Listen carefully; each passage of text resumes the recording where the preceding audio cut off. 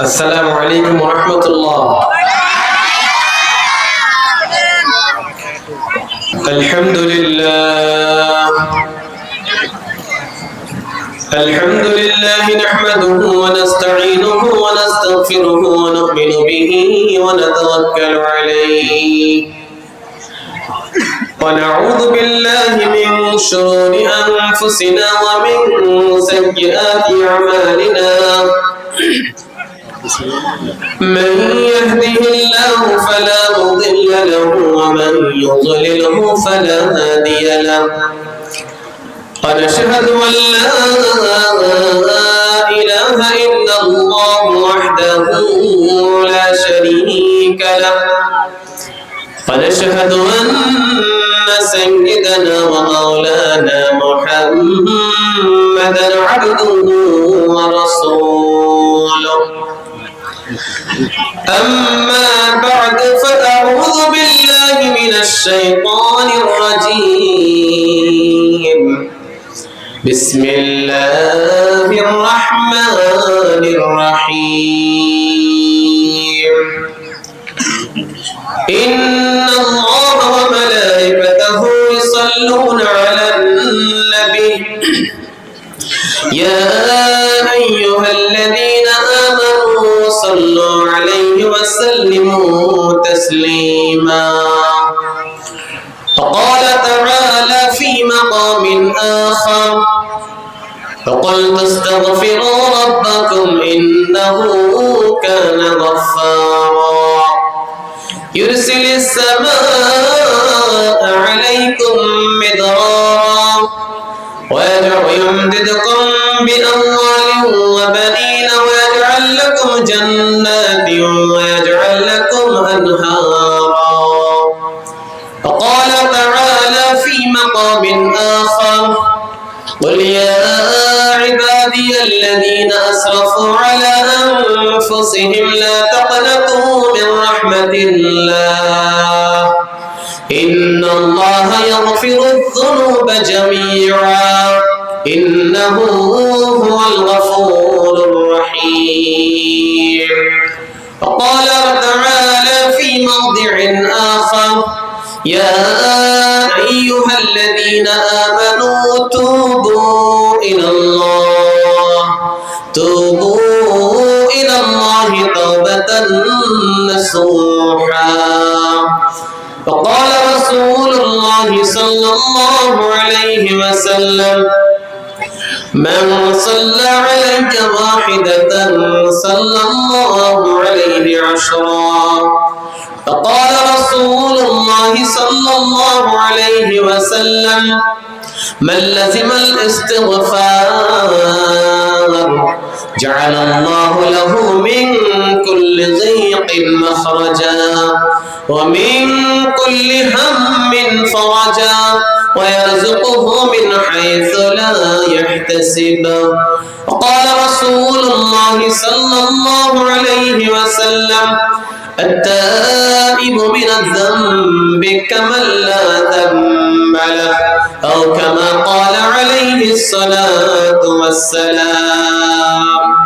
صدق الله العظيم وصدق رسوله النبي الكريم ونحن على ذلك لمن الشاهدين والشاكرين والحمد لله رب العالمين. سبحانك لا علم لنا إلا ما علمتنا إنك أنت العليم الحكيم. جزى الله عنا محمدا بما هو أهله. سبحان الله وبحمده سبحان الله العظيم. اللهم أرنا الحق حقا وارزقنا اتباعه وأرنا الباطل باطلا وارزقنا اجتنابا.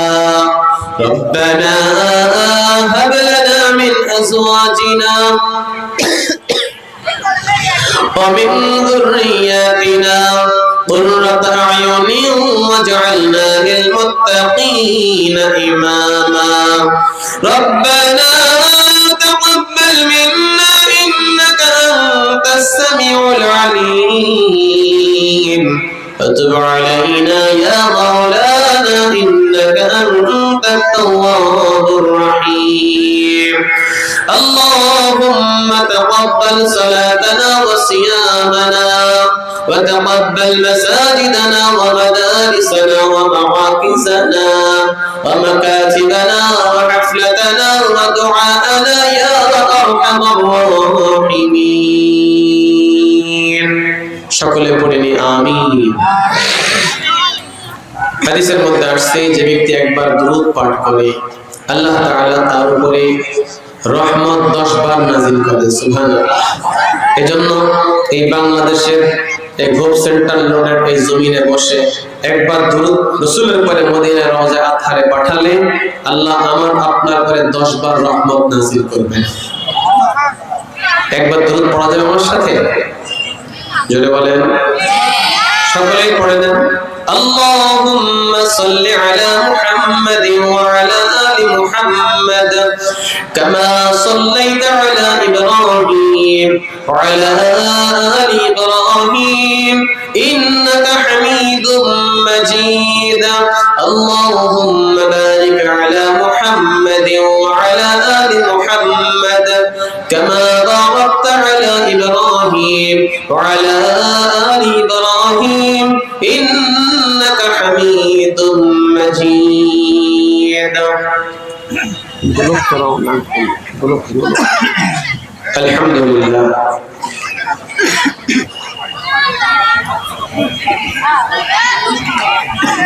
গোস central road quarter মসজিদ দের এলাকাবাসীদের পক্ষ থেকে আয়োজিত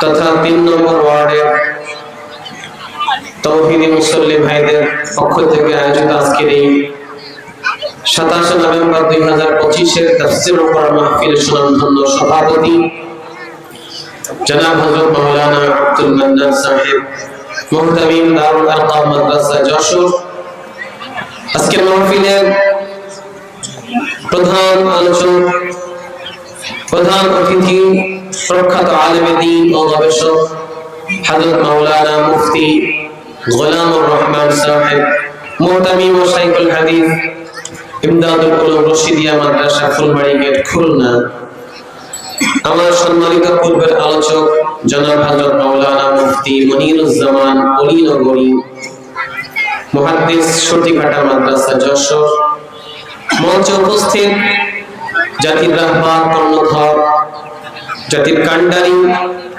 জাতির দরদি হযরত উলামায়ে কেরাম আমার সামনে উপস্থিত দূর দূরান্ত থেকে আগত সহ অত্র এলাকার ইসলাম প্রিয় দ্বীন প্রিয় মুসলমান ভাইয়েরা ও বাবারা ও সুধী সমাজ বিশেষ করে আজকের মাহফিলের আয়োজক ছাত্র ও যুবক বন্ধুরা স্নেহের কচি কাচারা মহান রবের দরবারে শুকরিয়া জ্ঞাপন করি যে রব আমাদেরকে সে আসরের পর থেকে নিয়ে এই গভীর রাত এশা পার করে গভীর রাত পর্যন্ত এখনো পর্যন্ত এই জান্নাতের বাগানে বসায় রাখছেন। এতে কি আপনারা নারাজ না করে খুশি আছেন? সবাই খুশি হওয়ারই কথা, কারণ এখানে বসলে আল্লাহ তাআলা বান্দার গুনাহগুলোকে maaf করে দেন। শুধু maaf করে ক্ষান্ত হন না, আল্লাহ তাআলা বান্দার গুনাহগুলোকে নেকির দ্বারা পরিবর্তন করে দেন। এই রকমের গুনাহ মাফের মজলিসে আমরা আসতে পারি নাই, আল্লাহ তাআলা আমাদেরকে পৌঁছায় দিয়েছেন। এজন্য যে আল্লাহ আমাদেরকে এই মুহূর্তে দুনিয়ার শত ব্যস্ততাকে উপেক্ষা করে সমস্ত গুনাহের পরিবেশ থেকে ফারেক করে বাঁচায় নিয়ে এসে এই জান্নাতি বাগানে দিনের দুটো কথা শোনা এবং বলার জন্য পৌঁছায় দিলেন, তৌফিক দিলেন, সেই আল্লাহকে একবার শুকরিয়া আদায় আমাদের পক্ষ থেকে তার জন্য জরুরি কি জরুরি না বলে। এজন্য সেই মহান রবের দরবারে কালিমাত শুকর আদায় করে সকলে জোরে সোরে পড়ে নিই, বলি আলহামদুলিল্লাহ। সম্মানিত ভাইয়েরা, আমরা কোরআনের মাহফিলগুলো দিই, কোরআনে কারীম থেকে কিছু কথা শুনবো। কোরআনে কারীমের থেকে কিছু কথা শুনবো, রাসূলের হাদিসে পাক থেকে কিছু আলোচনা শুনবো। হতে পারে আজকের আমাদের এই আলোচনার ভিতরে হয়তো আমি গুনাহগার, কিন্তু আমি গুনাহগারের কথার মধ্যে কোন বড় কোন ব্যক্তিত্বের হেদায়েত লুকায় থাকতে পারে। হতে পারে কি পারে না বলেন? মানুষ ছোট, কিন্তু ছোট মানুষের কথার মধ্যে অনেক বড় মানুষের হেদায়েত লুকায় থাকতে পারে কিনা বলেন? বাদশাহ ইব্রাহিম ইবনে আদহাম রাহমাতুল্লাহ আলাইহি বলখের বাদশাহ ছিলেন। আদহাম ফকিরের ছেলে ছিলেন। তো যখন বাদশাহী করতেছেন, বাদশাহী চলাকালে ওই দিন তার বাদশাহী সংসদ ভবনের মিটিংটা লম্বা হয়ে যায়। আমি একটা গল্প আপনাদেরকে বলে শুরু করতে চাই যে আল্লাহ তাআলা যে অনেক ছোট মানুষের কথার মধ্যেও শুধু বয়সই ছোট না, মানেও ছোট সর্বদিক দিয়ে, কিন্তু তার মধ্যে আল্লাহ তাআলা অনেক অনেক বড় মানুষের হেদায়েত লুকায় রাখতে পারে। তো ইব্রাহিম বিন আদহাম রাহমাতুল্লাহ আলাইহি উনি বাদশাহী কার্যক্রম মিটিং চলতেছে সংসদ ভবন থেকে। আমি সংসদ বলতেছি এই জন্য যে আমাদের দেশের যেখানে বাদশারা নেতারা বসে এক জায়গায় বসে পরামর্শ করেন, ওইটাকে সংসদ ভবন বলা হয়, ঠিক কিনা বলেন? তো ইব্রাহিম বিন আদহামের সংসদ ভবনের আলোচনাটা আজকে একটু লম্বা হয়ে গেছে। তো বাদশার ঘর, উনি তো রাত্রে ঘুমান যেখানে অন্দরমহল। আমাদের তো বাসর জীবনে একবার হয়, আর যদি কেউ 2-3টা বিয়ে করে তো তার 2-3 বার হয়, কিন্তু প্রথম বাসরের মতো সুন্দর করে বাসর পরের বারে আর সাজানো হয় না। কিন্তু বাদশাদের আগের জামানার শোয়ার ঘরটা প্রতিদিন প্রতি রাত্রে কাঁচা ফুল দিয়ে সাজানো হতো। তো ইব্রাহিম বিন আদহামের বাদশার ওই ঘরটা যেখানে তিনি ঘুমাবেন, চারিপাশ দিয়ে কাঁচা ফুলের করা হতো, বিছানার পরে কাঁচা ফুলের ছিটে দেওয়া হতো।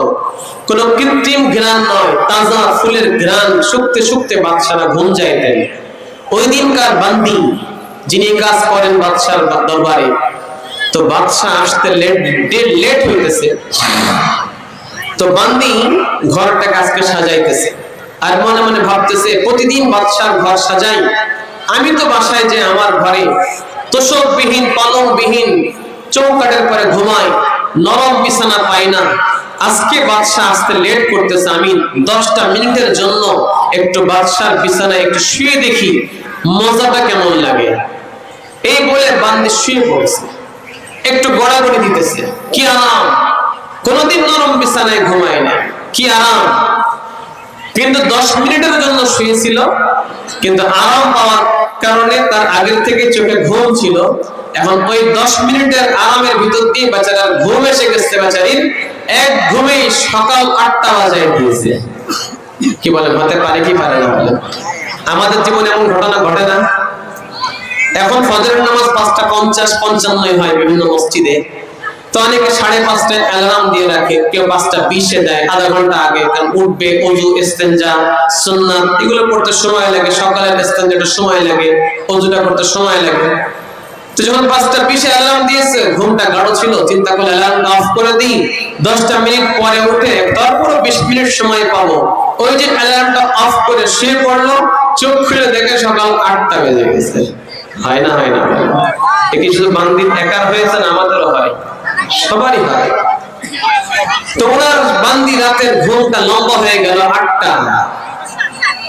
রাতের বেলায় বাদশা ঘরের মধ্যে ঢুকলো, রাতের 2টা বাজে। সংসদ ভবনের মিটিংটা শেষ করে বাদশা যখন নাকি তার অন্দরমহলে সবার জন্য আসলো, এসে দেখে বাদশাহী সিংহাসন, বাদশাহী পালঙ্কের পরে বাদশার বান্দি ঘুমায় আছে। বাদশা রেগে মেজে আগুন, বাদশার খাটে কে ঘুমায় আছে? বাদশার এই শাহী পালঙ্কের পরে কে ঘুম গেল? বান্দিকে এত বড় সাহস কে জোগালো? মন্ত্রীদেরকে দোষ দেয়, এমপিদেরকে দোষ দেয়। মন্ত্রী এমপি বাদশাকে হাত জোড় করে ক্ষমা চেয়ে বলে, বাদশা নামদার, আমরা তো আপনার সাথেই বসেছিলাম, এ কাজ কেউ করতেই পারে না, এটা বান্দির বেয়াদবি। তাকে প্রহার করেন, তাকে শাস্তি দেন। সঙ্গে সঙ্গে বাদশা মিটিং কল করে দিল। মুহূর্তের মধ্যেই সংসদ ভবনে আবার চলে আসলো সব মন্ত্রী এমপি, কেউ বাসায় যে জামা খুলতে খুলতে আবার জামাটা পরে নিল, কেউ বা খাদ্যের টেবিলে বসতে বসতে আবার খাদ্য বাদ দিয়ে খানা বাদ দিয়ে সংসদ ভবনে বাদশার কলে চলে আসলো। মিটিং বসে গেল, এত বড় স্পর্ধা আটকা বাদশার সিংহাসনের মধ্যে বান্দি কি করে ঘুমায়? এত বড় সাহস তাকে কে দিল? তোমাদের মধ্যে কেউ দিয়েছে বলো? সবাই আত্মসমর্পণ করে বলে বাদশা আমদার, আমরা কেউ করতে পারি না, এটা বান্দির কারসাজি, আমরা বান্দির শাস্তি চাই। বাদশা বলে বলো তাকে কি শাস্তি দেওয়া যায়? কেউ বলে ফাঁসি কাস্টে ঝুলাই দেন, কেউ বলে তাকে দেশ থেকে বিতাড়িত করে দেন, কেউ বলে তাকে জরিমানা করেন লক্ষ লক্ষ টাকা, কেউ বলে তাকে বেত্রাঘাত করেন। অনেকদিন খাটনি করার কারণে, অনেকদিন খেদমত করার কারণে বাদশার দিলের মধ্যে বান্দির এক ধরনের মহাব্বত লুকায় আছে, তার প্রতি বাদশার একটা দয়ার নজর আছে, এটা কোনো খারাপ নজর নয়। বাদশা সব থেকে নিম্নমানের শাস্তিটা গ্রহণ করলো, 100 বেত মারা হোক, 100 চাবুক মারা হোক, এই বলে বাদশা আইন জারি করলো, সিদ্ধান্ত শোনাই দিল। সকালে বান্দি যখন ঘুম থেকে উঠবে, মানুষ ঘুমাই গেলে তাকে ডাকা ঠিক না, ওকে ঘুমাইতে দাও। সকালবেলা যখন ঘুম থেকে উঠবে, তাকে সমস্ত মানুষের সামনে বিশাল ময়দানের ভিতরে তাকে 100 বেত্রাঘাত করা হবে। যে হুকুম যেই বাদশাদের হুকুম করলো, সেই অনুযায়ী বান্দিকে সকালবেলায় বিশাল ময়দানের মধ্যে, যেখানে হাজার হাজার মানুষকে জমা করা হলো, বাদশার সামনে চেয়ারে বসা আছে, ডান দিয়ে বাম দিয়ে মন্ত্রী এমপি সব তার বসা আছে। এখন বান্দিকে শাস্তি দেওয়া হবে। চোখে বান্ধা বান্দি, 2 হাত পিছন দিক দিয়ে তাকে বেঁধে নিয়ে এসে তাকে জল্লাদের কাষ্ঠের মধ্যে ঝুলানো হলো। জল্লাদ তার সামনে একটা চাবুক নিয়ে আসলো, তাকে বাড়ি মারবে, অথবা বেত নিয়ে আসলো, তাকে বেত্রাঘাত করবে। এইবার বাদশা তাকে হুকুম করলো, বান্দিকে 100টা বেত মারার মাধ্যমে দুনিয়াবাসীকে জানাই দাও যে বাদশার বিছানায় ঘুমানোর কত বড় বেয়াদবি, এই বেয়াদবির শাস্তিটা কত বড় মারাত্মক। কথা বলেন ঠিক কিনা? সবাই অপেক্ষায়, সামান্য একটু ঘুমাইছে, ভুল করে 100 বেত মারতে হবে। বাদশার হুকুম নড়বে না, হাকিম নড়ে যাবে। 100 বেত মারার জন্য জল্লাদ লাঠি বের করেছে বা চাবুক বের করেছে, বান্দি চোখ খুলে দেওয়া হলো, এরপরে মারা হবে। বাদশা বললাম প্রহার করো, বলার সাথে সাথে জল্লাদ জোরে একটা বাড়ি মেরে দিয়েছে। আচ্ছা বলেন, মানুষকে মার শুরু করলে হাসে না কান্দে? আমি তো কবরস্থানে ওয়াজ করতেছি না, এখানে সব জানতো না আপনারা, হাসে না কান্দে? এই সব কথার উত্তরকে ঠেলে ঠেলে নেওয়া লাগবে, কথা কন না। আমরা তো সেই মানুষ যারা মিছিলে মিটিং এ নিজের চিল্লাইতে চিল্লাইতে গলাটা ভেঙে ফেলি, কথা ঠিক কিনা বলেন? আমরা তো সেই নেতা কর্মী যারা চিল্লাইতে চিল্লাইতে নেতার পিছনে ঘুরতে ঘুরতে গলা শিরাটা ফুলে যায়, স্লোগান তুলি, আমার ভাই তোমার ভাই, আমার নেতা তোমার নেতা, আমার নেতার চরিত্র ফুলের মতো পবিত্র, মুখে পানি নিয়ে একক। এরকম নেতা আছে না নাই বলে? সেই নেতার জন্য আমরা গলা ফাটাই ফেলি। আর আজকে আমি একবার একটু প্রশ্নের উত্তর চাইতেছি, হ্যাঁ, পিসিরা উত্তর দেয় আর পিসির বাপেরা বসে থাকে। হলো এটা হলো? একটু উত্তর দেওয়া যাবে কিনা? কি বলতেছিলাম? মানুষকে মারলে মানুষ হাসে না কান্দে? বান্দিকে বাড়ি মারার সাথে প্রথম বাড়িতে বান্দি খিলখিল খিলখিল করে হেসে দিয়েছে। সুবহানাল্লাহ। বাদশার মাথার মধ্যে পেরেশান শুরু হয়ে গেল, এতকাল আমি মারা করলাম, এত শাস্তি দিলাম, আজ পর্যন্ত কেউ হাসে নাই, কেউ বা কান্নাকাটি করেছে, কেউ বা আমার কাছে মাফ চেয়েছে। আমি অনেক সময় অর্ধেক শাস্তি দিয়ে মাফ ক্ষমা, আমি শাস্তিকে মওকুফ করে দিয়েছি। কাউকে আমি অর্ধেক করে দিয়েছি শাস্তি, কাউকে বা অল্প শাস্তি দিয়ে তাকে মাফ করে দিয়েছি। বান্দি কেন কান হাসলো? এটা বড় বড় বেয়াদবি, এই বেয়াদবিরে আরো মারো। আমার বাড়ি মেরেছে জল্লাদ 2 নম্বরটা, মারার সাথে সাথে প্রথমবার যে খিলখিল করে হেসে দিয়েছিল, এখন তো হাসির মাত্রা আগেরটার থেকেও আরো বেশি বেড়ে গেল। সুবহানাল্লাহ। বাচ্চা ভাই সে কি? ওদের কান্নার পরিবর্তে হাসে। আরো বেয়াদব, জল্লাদ 3 নম্বর মেরেছে, হাসির মাত্রা কি কমেছে না আরো বেড়েছে? বাইস্তার বাপেরা কথা বলে না ওর সাথে, রাগ করেছে না মন পরে? নারায়ে তাকবীর। আমি কিন্তু আপনাদের হারাই দিতে পারি যদি বলি বাচ্চারা তাকবীর দাও, ওরা বাচ্চার আব্বারা তাকবীর দাও, তো বাচ্চাকে জোর হয়ে যাবে। আল্লাহ আমাদের সকলকে কোরআনের মাহফিলে বক্তার কথার প্রশ্নের উত্তর দেওয়ার তৌফিক দান করেন। তো 3 নম্বর বাড়ি খাওয়ার পরে যখন নাকি বান্দি হেসে দিল, বাদশা এবার বলে, এই থামো, বান্দিকে ডাক দাও। বান্দি, এ যেমন যত শাস্তি আমি প্রয়োগ করেছি, এই পর্যন্ত আমার শাস্তি পাওয়ার পরে কেউ মাপ চেয়েছে, কেউ বা কথা বলে নাই, পূর্ণ শাস্তি পেয়ে চলে গেছে, তুমি কান্না দূরের কথা হাসতেছে কেন? তো বান্দি বলতেছেন, বাদশা আমার হাসবো না কেন, আপনার কথা মনে করে হাসতেছি। বাদশার আরো কৌতূহল জাগলো, আমি আবার কি করলাম?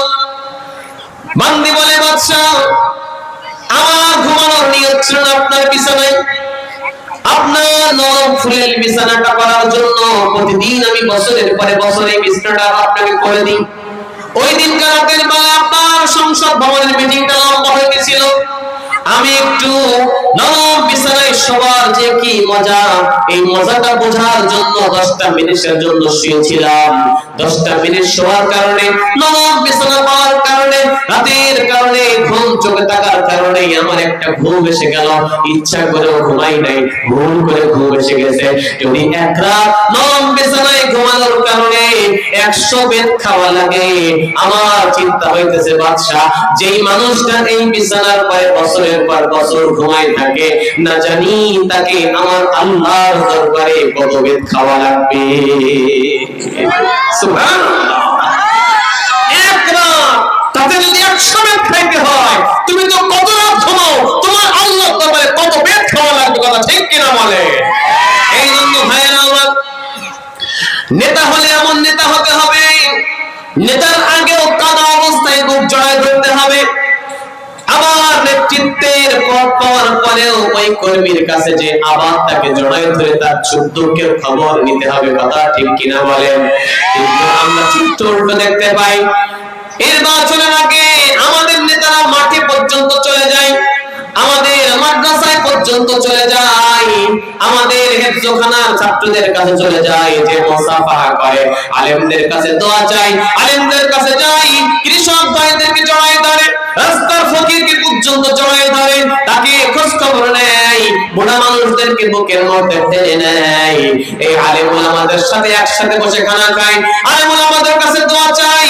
যখন তাদেরকে আলেম ওলামার দোয়ার বদৌলতে আল্লাহ তাদেরকে ক্ষমতার মসনদে বসায় দেয়, তখন কোরআন বিরোধী, আল্লাহ বিরোধী কোন আইন পাস করতে চললে, আল্লাহর বিরুদ্ধে, নবীর বিরুদ্ধে কোন কটূক্তি কেউ করে ফেললে, ওলামায়ে কেরাম যখন হুঙ্কার ছেড়ে দেয়, এই আলেমদের হাতে হ্যান্ডকাপ পরাইতে ওই নেতাদের কোন একটু বুক টাকাবে না, কথা ঠিক কিনা বলেন?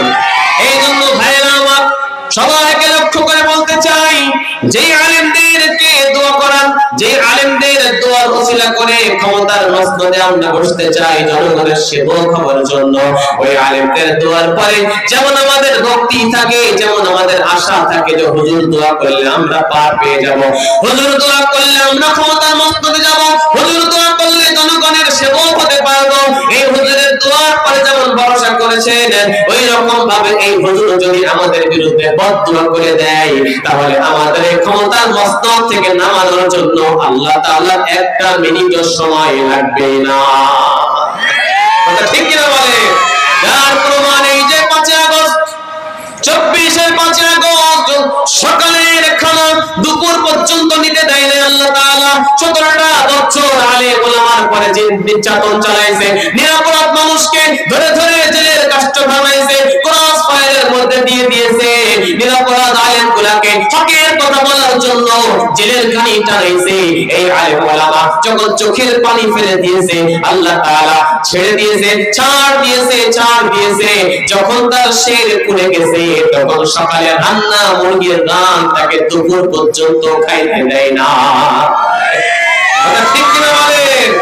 ইতিহাস 14 1400 বছর আগের টানা লাগবে না, ইতিহাস 2000 বছর আগের টানা লাগবে না, ইতিহাস নমরুদের টানার দরকার নাই, ইতিহাস ফিরাউনের টানার দরকার নাই। বর্তমান 2024 এর লেডি ফিরাউন থেকে আমরা ইতিহাস নিতে পারি। কথা ঠিক কিনা বলে?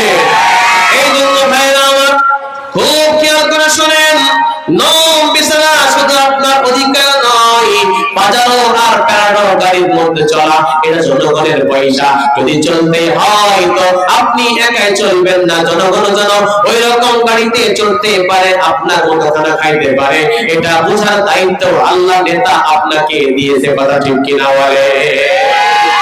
এইভাবে করে কি ক্ষমতায় যাওয়া যাবে ইনশাআল্লাহ? কথা কয় না নাকি ক্ষমতার আগে দুলা ভাই, ক্ষমতার পরে শালা ভাই, কোনটা হবে? কথা কয় আগে দুলা ভাই, তাই তো? পরে কি? পরে দুলা ভাই। এত সোজা? আল্লাহ আমাদের সবুজ দান করেন, বলেন আমিন। ভাইরা আমি কি বললাম, 1400 বছর আগে আবু জাহেলের উদাহরণ টানার দরকার নাই, 2000 বছর আগে ফিরাউনের উদাহরণ টানার দরকার নাই, আমার তার আগে 2-4 বছর আগে নমরুদের উদাহরণ টানার দরকার নাই। আমার সামনেই, আমার দেশেই, আমার এই জমিনেই আল্লাহ লেডি ফিরাউন তৈরি করেছে। ওই ফিরাউন থেকে কি শিক্ষা নেওয়া যায় না? এই জন্য ভাইরা আমার খুব সাবধান, খুব সাবধান। ওই বান্দি বুঝাই দিল, একটা রাত যদি নরম বিছানায় ঘুমানোর কারণে, ভুল করে ঘুমানোর কারণে 100 বিয়ে দেখাইতে হয়, তাহলে যারা এই মানুষগুলা এই সংসদে বসে নরম নরম গদির পরে বসে নরম নরম এসি গাড়ির মধ্যে চড়ে, ওই যে কাস্টম হাউসের মধ্যে থেকে, ওই যে এমপি হোস্টেলে থেকে দেশের বিচার করে, দেশের খোঁজ খবর রাখে, কিন্তু যারা দেশের সম্পদ বিদেশে পাচার করে দেয়, দেশের সম্পদগুলোকে, মানুষের রক্তচোষা সম্পদকে বিদেশের সুইস ব্যাংকের মধ্যে পাঠায় দেয়, আল্লাহ তাআলা ফিরাউনের মতো ছাড় দেয়, নমরুদের মতো ছাড় দিয়ে দেয়, আবু জাহেলের মতো ছাড় দেয়। যখন সে পুড়ে যায় তখন হাসিনার মতো স্বৈরাচার যেভাবে বিদায় নিয়েছে, সামনে যদি এমন কেউ আচরণ করে আল্লাহ তাআলা ওর থেকে করুণ পরিণতি তাদেরকে করতে পারে কি পারে না বলে। এজন্য ভাইরা আমার খুব সাবধান, বাংলা জনগণ এত কাঁচা নেই এখন। আর আগামীর বিশ্ব হুজুরদের হাতে আসবে, আপনি মানেন আর না মানেন, কথা ঠিক কিনা বলেন? আপনি বিশ্বাস করেন আর না করেন, আগামীর ক্ষমতা, আগামীর বিশ্ব, সেটা আমার আপনার জীবদ্দশায় হতে পারে। আরে 5 বছরের জিন্দেগি, কি পালাম না পালাম, দুনিয়ার এই বাহাদুরি, এই টাকা পয়সা, এই সমস্ত এই সম্পদের মালিক হওয়া, বিদেশে বাড়ি বানানো, এগুলো কোনো বিষয় না।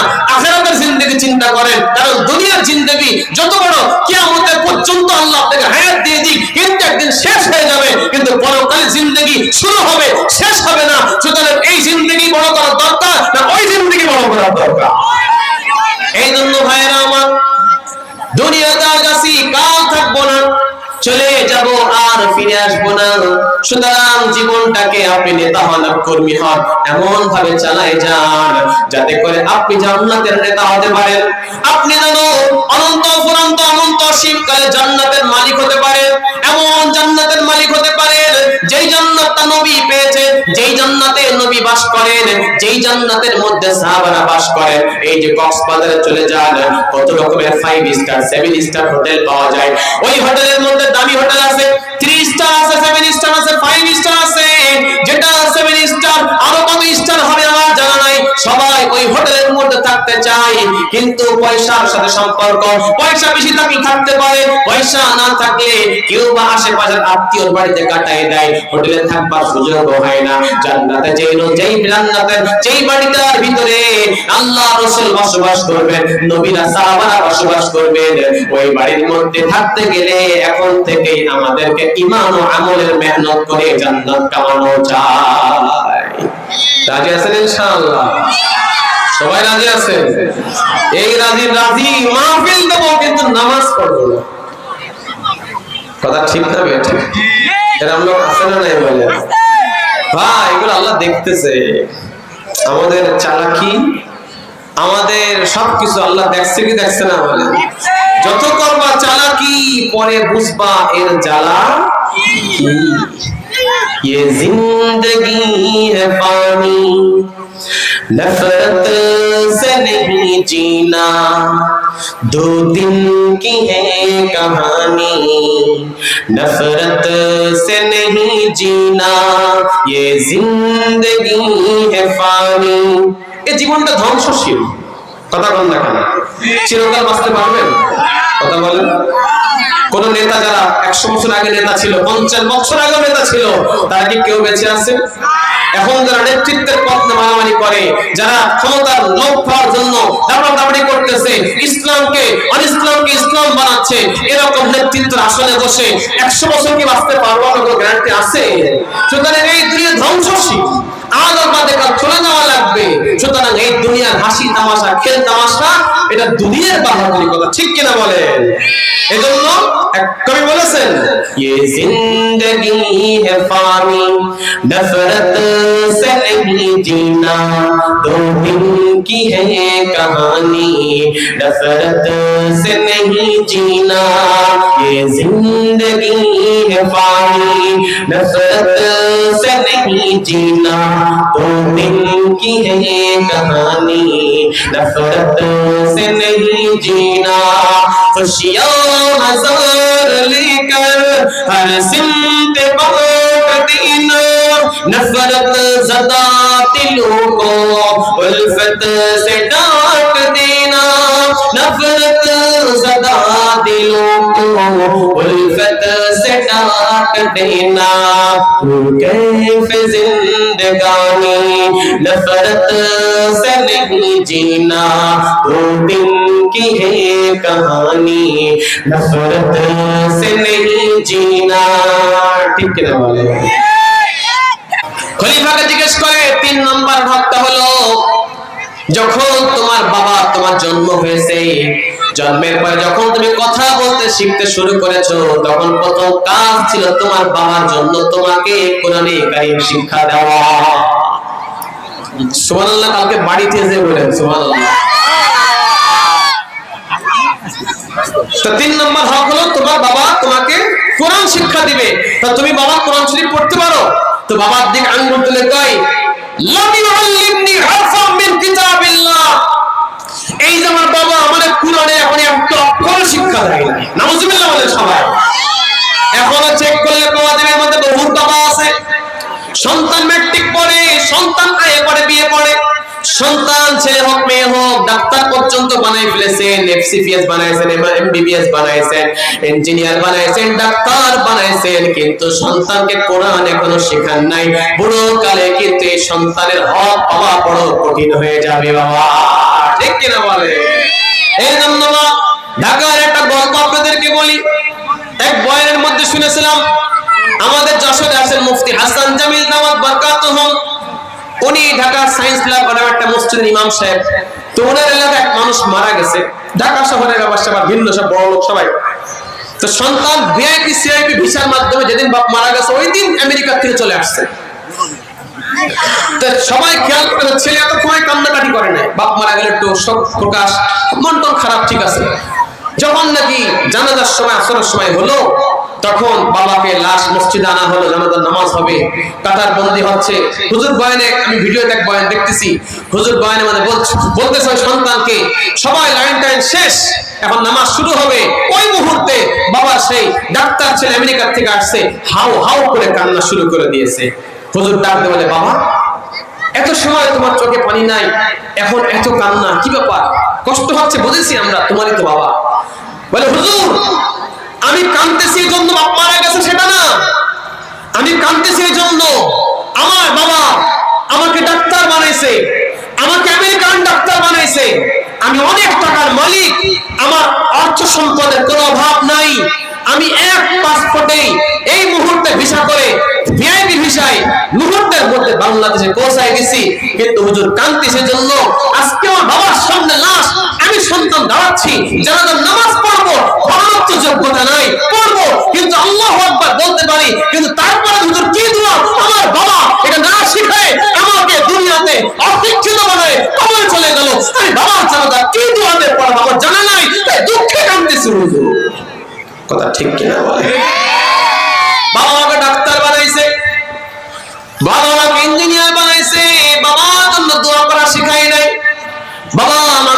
কিছু বানাইছে, বাবা বড় নেতা আমার জন্য কত সম্পদ কামাই করে রেখে গেছে, বাবা আমাকে অনেক বড় বিদেশে বাড়ি বানাই দিয়েছে, কিন্তু হুজুর বাবা আমার জন্য একটা দোয়া শেখায় যায় নাই, যে দোয়াটা পড়ে আমি বাবার জানাজাটা পড়ব। এমন সন্তান আপনাদের আছে নাকি ভাই? আছে? এই সম্পদ এই দুনিয়া নিয়ে টানাটানি করে কি লাভ? আপনার লাভ আছে কোনো? মসজিদের মাইকে ঘোষণা হচ্ছে তার নাম, কালকে আপনারটা হবে না, এর কি গ্যারান্টি আছে? কথা কন না কেন? কথা কন না কেন? কোনো গ্যারান্টি আছে না? আপনি ভাইবেন না যে আপনি বেঁচে আছেন, আপনি ভাইবেন না যে আপনি আর মরবেন না, অথবা মরবেন সবাই বিশ্বাস করে, কিন্তু আপনি আরো কমপক্ষে 5টা বছর ক্ষমতায় থেকে মরবেন, এই বিশ্বাস আপনি প্রত্যেকে পাইলেন।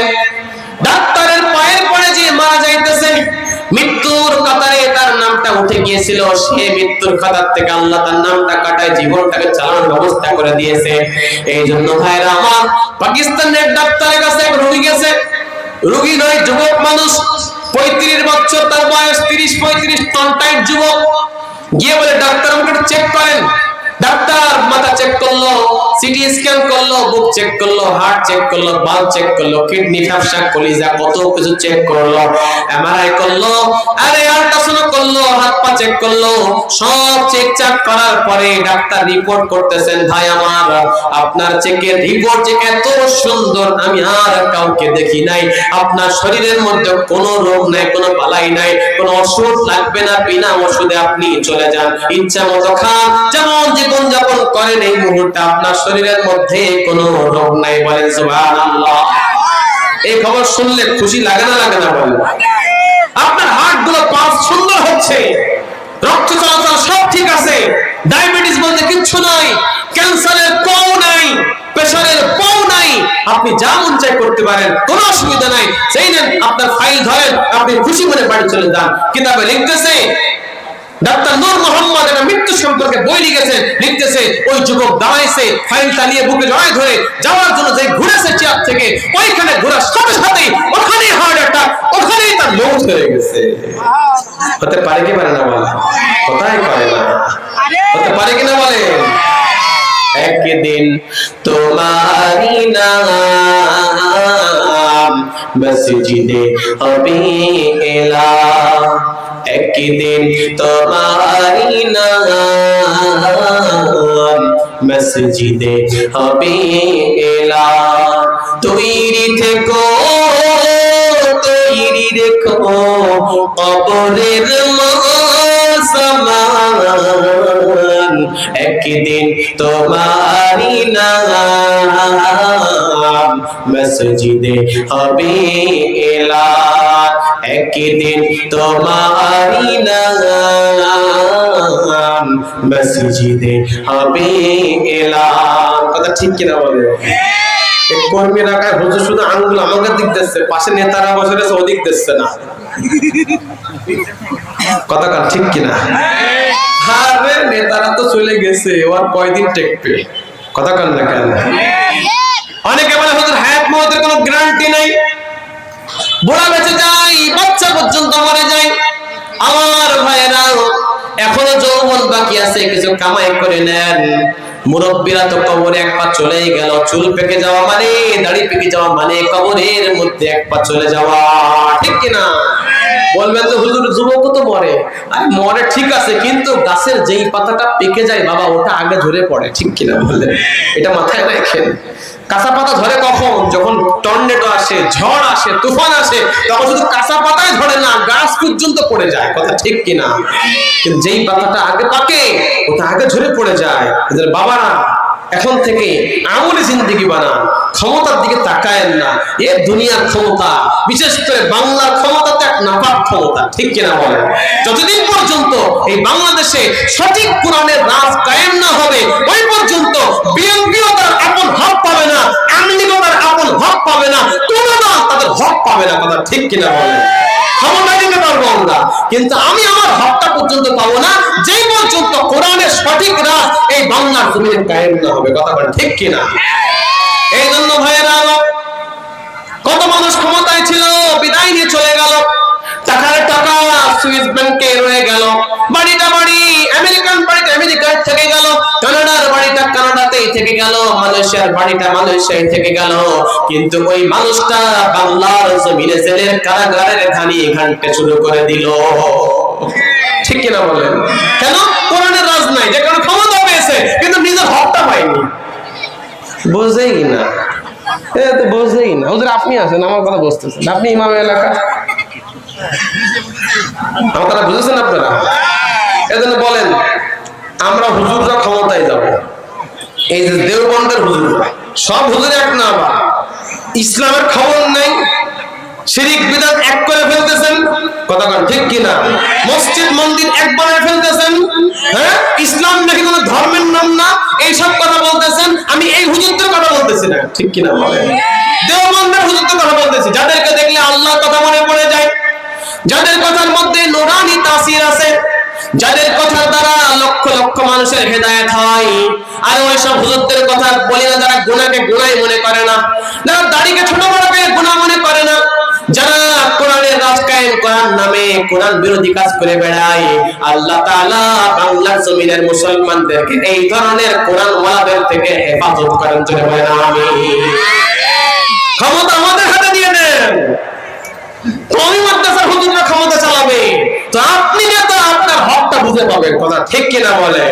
হ্যাঁ, देवबंद ने इस्लाम का परचम, देवबंद ने इस्लाम का परचम दुनिया में लहराया है, जुल्म सितम के दौर के अंदर हक का दीप जलाया है। देवबंद ने इस्लाम का परचम दुनिया में लहराया है, जुल्म सितम के दौर के अंदर हक का दीप जलाया है। देवबंद ने इस्लाम का परचम, ठीक है ना? हम देवबंद वाले हक का उजाले, सुभानअल्लाह বলেন। এই জন্য ভাইরা আমার, বলেন তো আমি ক্ষমতায় দাঁড়ালে আমাকে ভোট দেবেন কি দেখে? হাত তোলেন। এই দেখ হাত তুলছে না, আপনার হকটাও বুঝে হবেন না আপনি। আমি ক্ষমতায় দাঁড়াবো, যশোরের নমিনেশন পাবো, কোনো দল নেই, আমি ক্ষমতায় দাঁড়াবো। কিটা কিটা ভোট দেবেন? দেওবন্দের মহব্বত, রাসূলুল্লাহর মহব্বতে। নারে তাকবীর! আল্লাহ হাত গুলোকে কোরআনের জন্য কবুল করবে, মানে আমি তুললেও তো পারতেন না, তুললেন না কেন? জীবন দাঁড়াবো না, দেওয়া লাগবে না, ভয় কিসের? কারণ হুজুরদের ক্ষমতা গেলে আমরা মদ খাইতে পারবো না, ঠিক কিনা বলেন? হুজুররা ক্ষমতায় গেলে আমরা বিদেশে বাড়ি বানাইতে পারবো না। আমার বাবারা, আমার ভাইরা বিদেশে তো বাড়ি বানাইছে, কিন্তু পড়ে আছে ভারতে, লাভটা হয়েছে একটু ধরে বলে কোনো লাভ নেই, কি লাভ? কোনো লাভ নেই। হ্যাঁ, বাড়ি আছে কিন্তু বাড়িওয়ালা নেই, হতে পারে কি পারে না বলেন? কোথায় কয় না, চোখেরই পলকে তুমি হতে পারো লাশ। এই কথা শুধু হুজুরদের জন্য, বুড়োদের জন্য না, নেতাদের জন্য? চোখেরই পলকে তুমি হতে পারো লাশ, চিরতরে বন্ধ হবে তোমার নিঃশ্বাস, চিরতরে বন্ধ হবে তোমার নিঃশ্বাস। হবে আলাম তোমারই নাম মসজিদের মাইকে, হবে আলাম তোমারই নাম মসজিদের মাইকে। বাড়িওয়ালা নাই রে, বাড়ি নাই রে দুনিয়াতে, বাড়িওয়ালা নাই রে, বাড়ি নাই রে দুনিয়াতে, বাড়িওয়ালা নাই রে, বাড়ি নাই রে দুনিয়াতে, বাড়িওয়ালা নাই রে, বাড়ি নাই রে দুনিয়াতে, বাড়িওয়ালি নাই রে, বাড়ি নাই রে দুনিয়াতে, বাড়িওয়ালে নাই রে, বাড়ি নাই রে ভারতে। কথা ঠিক কিনা? ও মনে করেছিল বাংলাদেশটার বাবা, কথা ঠিক কিনা বলে? ও মনে করেছিল বাংলাদেশে 40 জনের নাম করে থাকবো, মৌত পর্যন্ত কাটাই দেব। কিন্তু ভাইরা আমার, এই বাড়ি কারোর বাড়ি নয়, আসল বাড়ি জান্নাতে। এই জন্য কত বাড়ি পড়ে আছে, কিন্তু খোঁজ খবর নিয়ে দেখেন বাড়িওয়ালা বা বাড়িওয়ালি কিন্তু বাড়িতে না, ঠিক না? অনেকে নেতৃত্বের গরম দেখায়, যেই সমস্ত নেতারা নেতৃত্ব হওয়ার পরে কর্মীদের সাথে নরম আচরণ করে, জনগণের হক রক্ষা করে চলে, মানুষের কাছে যায়, জনগণের কাছে যায়, জনগণের সুবিধা দেখে, জনগণের খোঁজ খবর নেয়, এমন নেতা থাকলে আমরা ভোট দেওয়ার জন্য কেউ পিছপা করবো না। কথা বলেন ঠিক কিনা? দাপট দেখাবেন না। ক্ষমতার দাপট দেখাইছিল ফিরাউন, ক্ষমতার দাপট দেখাইছিল নমরুদ, ক্ষমতার দাপট দেখাইছিল আবু জাহেল, আরে না না, কারণ দেখাইছিল অর্থের গরম, টাকার গরম। ফিরাউন নমরুদ দেখাইছিল ক্ষমতার গরম, আর আবু জাহেল দেখাইছিল নেতৃত্বের গরম। কেউ টিকতে পারে নাই। ফিরাউন যুগশ্রেষ্ঠ বড় শয়তান ছিল, টিকতে পারে নাই। নমরুদ যুগশ্রেষ্ঠ বড় শয়তান ছিল, টিকতে পারে নাই। আবু জাহেল ওই জামানার বড় নেতা ছিল, টিকতে পারে নাই। এই জামানার পাতি নেতা, সাথী নেতা, আর সামান্য একটা ইউনিয়নের নেতা হয়ে, একটা থানার নেতা হয়ে যদি কেউ বাড়াবাড়ি করে, ওদের যেই দশা আমার আপনার কিন্তু ওর থেকেও বড় করুণ দশা হবে। কথা বল ঠিক কিনা? কথা বল ঠিক কিনা? এই জন্য ভাইরা, বাড়িওয়ালা নাই রে, বাড়ি নাই রে দুনিয়াতে, সব বাড়িগুলা পড়ে আছে। দেখেন কত পুরাতন পুরাতন বাড়িগুলো আছে, খোঁজ খবর নেন। বাড়িওয়ালা তো নাই, সন্তান ছিল, ওটাও পর্যন্ত উপকার পার হয়ে চলে গেছে। আছে না নাই ভাই? সুতরাং কি লাভ এগুলো? ক্ষমতা আমাকে তো দিয়ে দেন, আপনার হকটা বুঝে পাবে না, বোঝেই না কথা। যে আমাকে কথা বলে আর মুখ চা খাওয়া শুকে যাচ্ছে, এত ভয় পান কেন? ক্ষমতায় গেলে কি আর নামাজ পড়া লাগবে, মদ খাওয়া যাবে না, জুয়া খেলা যাবে না, টেন্ডারবাজি করা যাবে না, ইত্যাদি এগুলো অন্যায় করা যাবে না? এজন্য ভাই না, উলামা ইকরাম হক্কানি আলেমদের হাতে যেদিন ক্ষমতা আসবে, সেই দিন আপনার ভিতরে আমার ভিতরে মদ খাওয়ার যে আশা, এটা আল্লাহ তুলে নেবে। এমন পরিবেশ কায়েম করে দেবে আল্লাহ তাআলা, একজন জেনাকার সে জেনাকে বলে করার থেকে বেশি না করা, করাকে ঘৃণা মনে করবে। ঠিক কিনা বলেন? একজন সুদ খাইতে যে মজা পাইতো, আজকে সে সুদ না খাওয়াকে ওর থেকে বেশি মজা পাবে। কথা ঠিক কিনা বলেন? একজন জেনাকার তার প্রত্যেক নাইটে নতুন নতুন লেডি আনা লাগতো, আজকে সে মেয়ের দিকে তাকাইতে, খাইতে, ভোগ করতে যে মজা পাইতো, আজকে সে আল্লাহর কদমে সিজদা করে ওর থেকে বেশি মজা অনুভব করবে। ঠিক কিনা? এই জন্য পরিবেশ আপনাকে পাল্টায় দেবে। এই জন্য ভাইরা আমার, যত বড়ই কোলাঙ্গার হোক, মসজিদের মধ্যে মদ খায় না, যত বড়ই সুদখোর হোক, ঘুষখোর হোক, মসজিদের মধ্যে কেউ ঘুষখোর সাদাবাদের লেনদেন করে না। কথা বল ঠিক কিনা? কেউ সুদের লেনদেন মসজিদ করে না, কারণ ওই জায়গাটা এমন পরিবেশ, সব দলের মানুষ সেখানে নামাজ পড়তে যায়। যতটুকু থাকে সবার ভিতরে আল্লাহ আল্লাহ রাসূলের মুহাব্বত, আর মুহাব্বত কাজ করে। ঠিক কিনা? সুতরাং অতি সত্তর এই পাগড়িওয়ালাদের কাছেই আল্লাহ শুধু বাংলা ছোট্ট একটা এটা কোনো দেশ নাকি, পুরা দুনিয়ার রাজত্ব আল্লাহ আলেমদের হাতে আবার দান করবে। ঠিক কিনা বলে? এই জন্য ভাইরা আমার, সেই দিনকার ওই প্রত্যন্ত অঞ্চলের ওই গরিব নাগরিক সে তার হকটা বুঝে পাবে। সেই দিনকার আমেরিকার ওই বলে ফিলিস্তিনের গাজার ওই নিরীহ অসহায় মুসলমান গুলা তাদের হক গুলা বুঝে পাবে। উইঘুর মুসলমান তাদের হক গুলা বুঝে পাবে। আরাকানের মুসলমান তাদের হক গুলা বুঝে পাবে। যতদিন পর্যন্ত সঠিক কোরআনের রাজ দুনিয়াতে কায়েম না হবে, যতদিন পর্যন্ত সঠিক কোরআনের ধারক বাহক দুনিয়াতে নেতৃত্বের স্থানে না বসবে, সেই পর্যন্ত আপনি যেই দল করেন, এই দল করেন না সেই দল করেন, আপনি আপনার হকটাও বুঝে পাবেন না। কথা ঠিক কিনা বলেন? এই জন্য ভাইরা আমার, খুব সাবধান। আমি যেটা বলতেছিলাম, এই দুনিয়া কাছে কাল থাকবে না, চলে যাবেন আর ফিরে আসবেন না। দুনিয়া থেকে আল্লাহ আপনাকে মাল সম্পদ যা দিয়েছেন এটার পর সন্তুষ্ট হয়ে যান। এখন যে সন্তান আপনাদেরকে আল্লাহ দান করেছেন, সন্তানটাকে সম্পদ বানায় কবরে যান, বলেন ইনশাআল্লাহ। কার কার নিয়ে যখন সন্তানকে সম্পদ বানাবেন, মাশাআল্লাহ, আল্লাহ হাতগুলোকে কবুল করবেন, বলেন আমিন।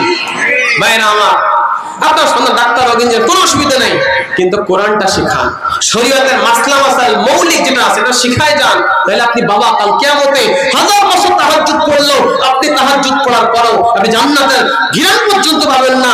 সন্তান কলার টান মারবে, মেয়েটা আপনার আঁচল ধরে টান মেরে বলবে, বাবা তোমরা আমল করেছো, নামাজ কালাম পড়েছিলা, আমাদেরকে ডাক্তার ইঞ্জিনিয়ার বানাইছো, কিন্তু দিন শিখাও নাই, আজকে আমাদেরকে জাহান্নামে যাওয়া লাগতেছে, তোমাদেরকে না নিয়ে জাহান্নামে যাব না। সুতরাং ওলামায়ে কেরাম বলেন, ওই বাবা মা সন্তানকে দিন না শিখানোর কারণে যত বড় ইবাদত গুনাহ হোক না কেন তারা জান্নাতের ঘ্রাণ পাবে না। এই সন্তান টানতে টানতে বেতা মাতা সহ তারা জাহান্নামে যাবে, বলেন নাউযুবিল্লাহ। এজন্য ভাইরা আমার, আমি যে আয়াতে কারিমা তেলাওয়াত করেছি আপনাদের সামনে, এই সম্পর্কে কিছুই বলতে পারে না, তাদের 9টা পার হয়ে গেছে। কষ্ট পেয়েছেন আপনারা? কষ্ট পাইতেছেন? আর একটু চলবে, কোথাও থেকে আসবে মাশাআল্লাহ।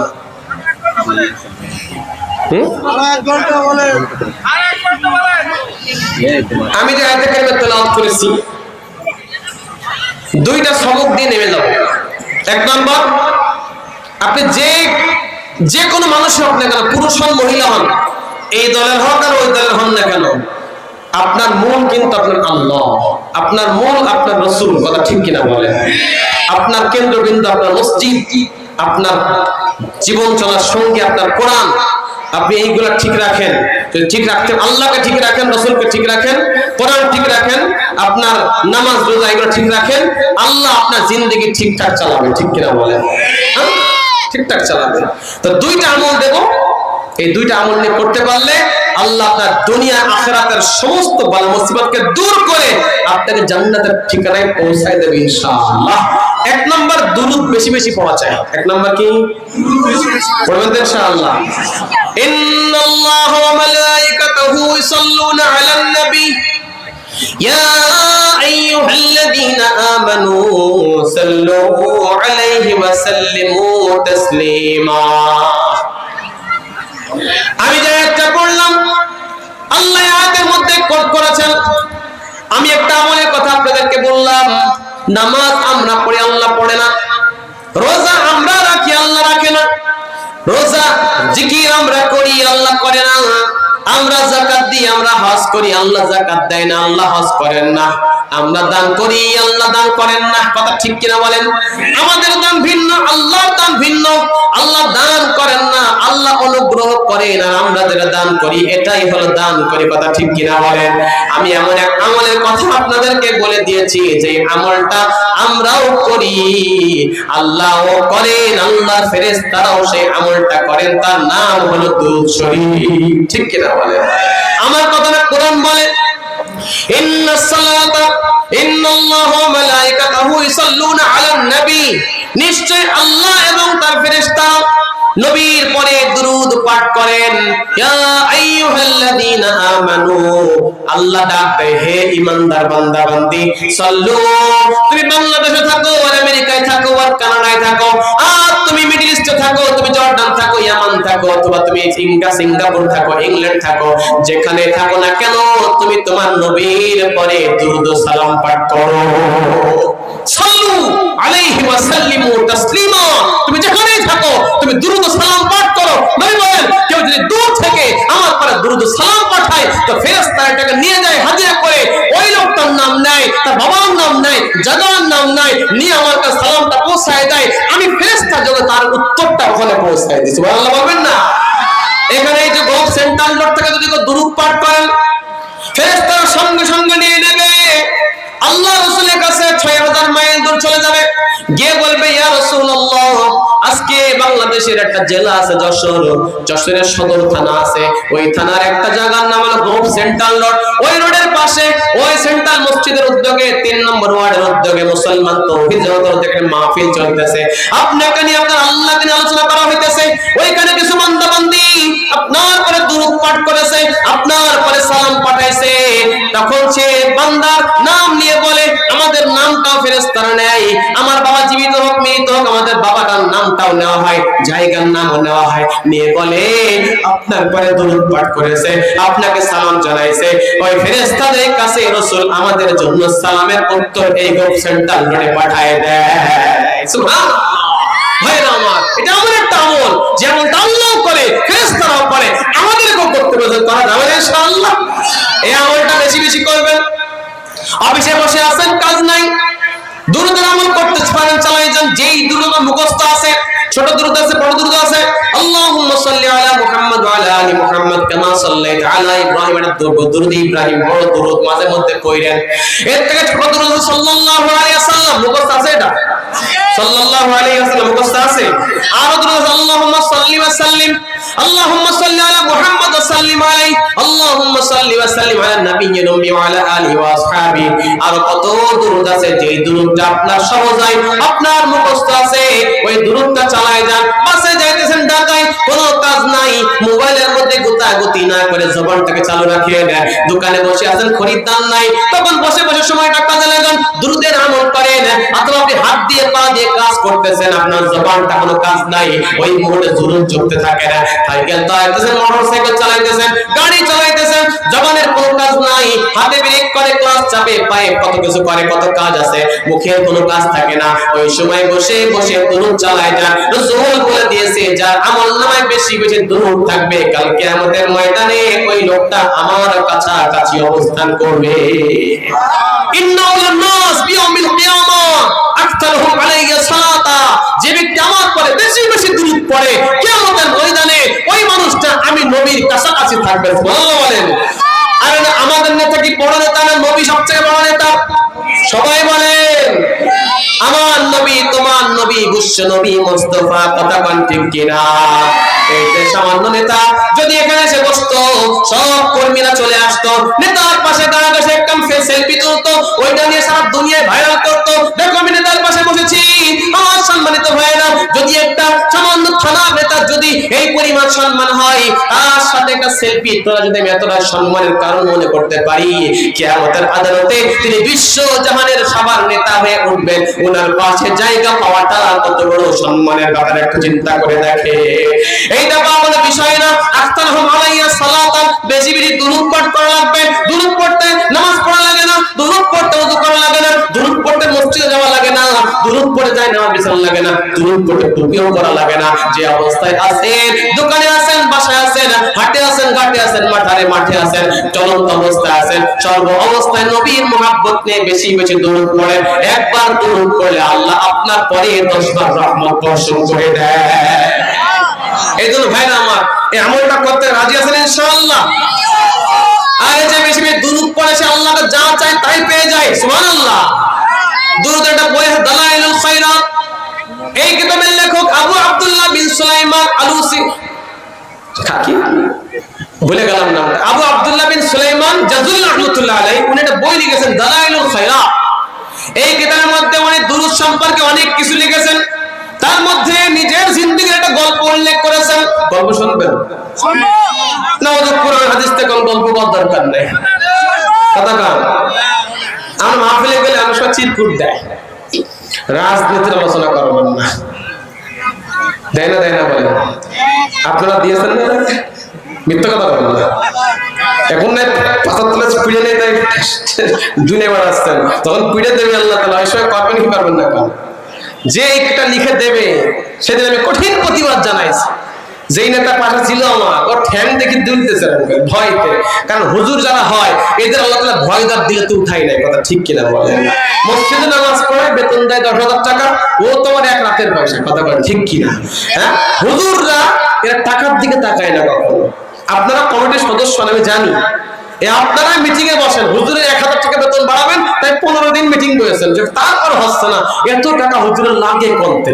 আহা, সভাপতি তোমার 1 লাখ টাকা বেতন নাও, আর তুমি হুজুরের হাতে 10,000 টাকা বুঝে দিতে কষ্ট হয়, তোমার সংসার চলে 1 লাখ টাকা চলে না, হুজুর 10,000 টাকা চলবে কি করে? যারা মসজিদের কমিটি আছে, কাল কিয়ামতের আদালতে আপনাকে আল্লাহ তাআলার জবাবদিহিতা করা লাগবে কি লাগবে না? বলেন লাগবে।